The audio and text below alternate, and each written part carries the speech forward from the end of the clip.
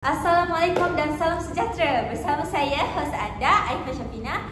Jadi, pada hari ini, anda sedang mendengar podcast Suara Siswi. Dan pada hari ini, kita akan membincangkan satu topik yang sangat dekat di hati para pelajar, iaitu tekanan dalam pentaksiran akademik. Jadi, bersama saya, 4 mahasiswi dari IPG yang berbeza yang akan bersama-sama kita pada hari ini. Jadi, kita akan perkenalkan diri terlebih dahulu. Okey, pelajar yang pertama. Pertama sekali, terima kasih Aifah kerana jadikan saya wakil untuk IPG Perempuan Melayu Melaka. Jadi nama saya Iklimah Syafiqah binti Muhammad Taib. Okey, terima kasih atas jemputan. Nama saya Aimah Zainab binti Muhammad Hasri. Saya daripada IPG Ipoh. Okey. Terima kasih kerana sudi menjemput saya. Nama saya Norizat Aisyah binti Mahdi. Saya daripada wakil daripada IPG kampus Datuk Razali. Terima kasih Aifah kerana telah menjemput saya. Lebih-lebih lagi saya ni jauh datang.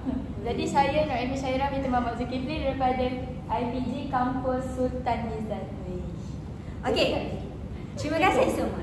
Jadi, topik kita pada hari ini cukup penting kerana kita semua ialah para pelajar universiti dan IPG yang mungkin kita pernah ataupun sedang mengalami tekanan berkaitan pentaksiran, sama ada kuis, ujian ataupun peperiksaan akhir. Jadi, kita mulakan dengan Iklimah. Boleh kongsikan apakah punca-punca tekanan bagi para pelajar? Pertama sekali saya nak bersetuju dengan Aifah, betul tu. Tambahan pula pelajar di IPG. IPG ni sangat sibuk dengan TB, kuis, SM dan sebagainya. Jadi bagi saya tekanan pertama untuk pelajar di IPG ni ialah takut gagal dalam peperiksaan. Okey, itu saja. Itu saja. Okey, seterusnya. Okey, saya punca tekanan bagi saya lah untuk budak IPG ni adalah masa yang terhad. Sebabnya dekat IPG ni kita ada banyak program. Kan sebagai bakal guru kita ada banyak program. So dengan adanya program, kita ada masa yang terhad untuk siapkan PB dengan tugasan yang diberikan oleh pesara. Okey, seterusnya. Pada pandangan saya, dekat IPG ni kan semestinya kita tahu banyak tugasan, tutorial lagi kita kena buat. Jadi benda tu menjadi tekanan kepada saya terutamanya untuk menyiapkan tutorial yang terdapat pada setiap minggu. Okey, seterusnya. Seterusnya. Okey, kalau saya pula, okey, bagi saya lah kesekitaran yang tidak kondusif. Sebab apa? Sebab bila saya belajar tu ada je banyak gangguan semasa saya belajar ataupun saya nak buat tugasan tu. Contohnya kesekitaran yang bising. Lepas tu kadang-kadang sumber tak cukup.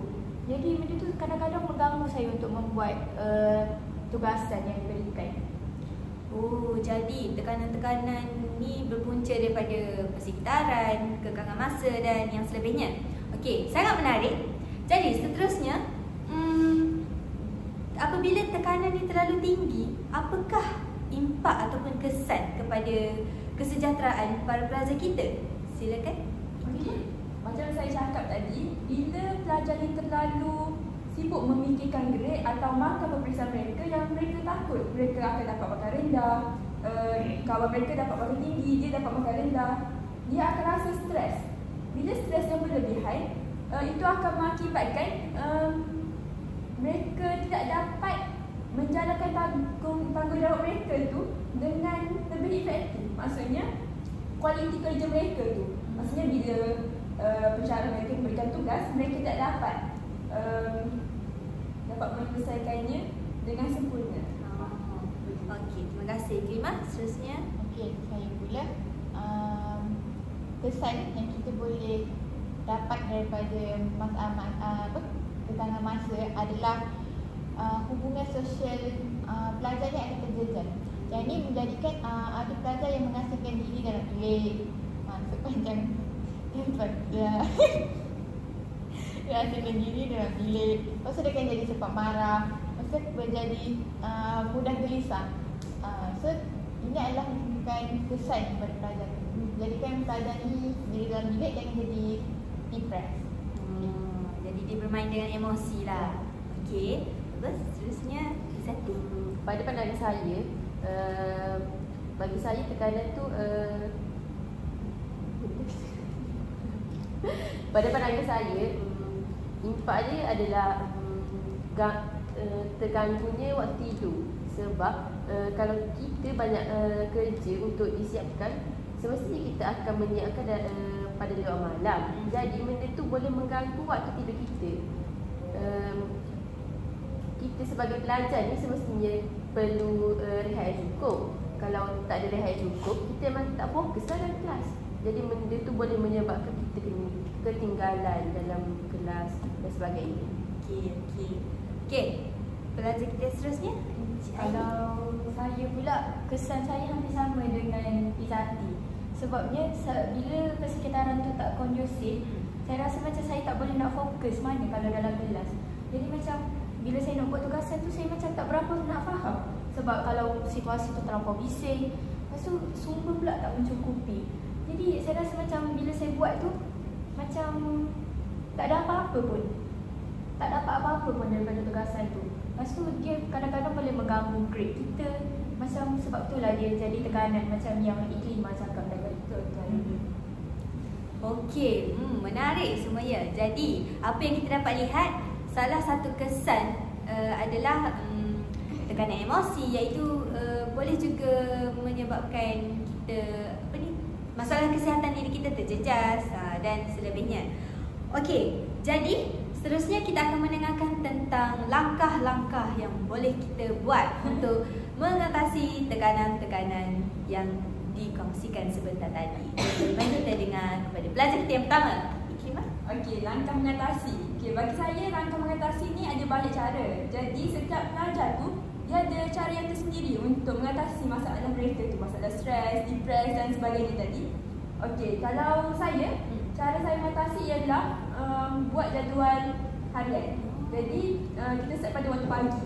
Kita solat, kita breakfast. Breakfast tu memang sangat penting ya untuk belajar. Sebab kalau awak tak makan malam tak apa, breakfast tu paling penting. Bagi saya lah. Okey. Jadi kita susun betul-betul. Kita tahu pelajar PG ni memang banyak tugasan PB, tutorial, IPM dan sebagainya. Jadi kita dah siap-siap dah macam subjek koko, kita kena buat pukul 9 sampai pukul 10 dan seterusnya. Lepas tu kita sekurang-kurangnya kita kena buat senaman 2 kali seminggu. Jadi pada waktu petang tu kita patutnya luangkan masa kita untuk buat aktiviti riadah seperti berbasikal, bola tampar dan sebagainya. Nampaknya Iklimah sangat mementingkan kesihatan. Bagus. Okey, seterusnya Jannah. Okey, kalau saya daripada masalah yang saya hadapi adalah masa yang terhad.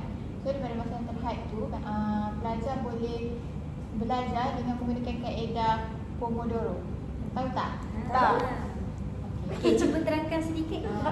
Teknik Pomodoro ni kita belajar dalam masa 25 minit, lepas tu kita ambil rehat untuk 5 minit. Itu untuk dalam satu masa.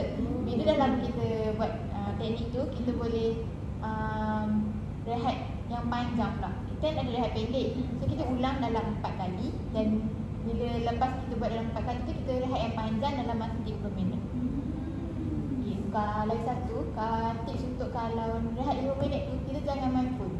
Sebenarnya kalau main phone kita boleh ganggu kita punya konsentrasi. So kita elakkan main phone waktu 5 minit. Kita buatkan senaman ringkas macam yang Iklimah cakap tadi. Satu ilmu baru yang Jannah kongsikan. Okey, seterusnya Bagi saya, kalau saya lah saya akan menggunakan cara dengan tidak menangguhkan kerja. Maksudnya kalau bersyarah bagi tugasan tu, saya terus menyiapkannya. Sebabnya kalau kita menangguh kerja tu, dia akan mengganggu kita punya waktu lain. Jadi kalau kita dapat siapkan kerja tu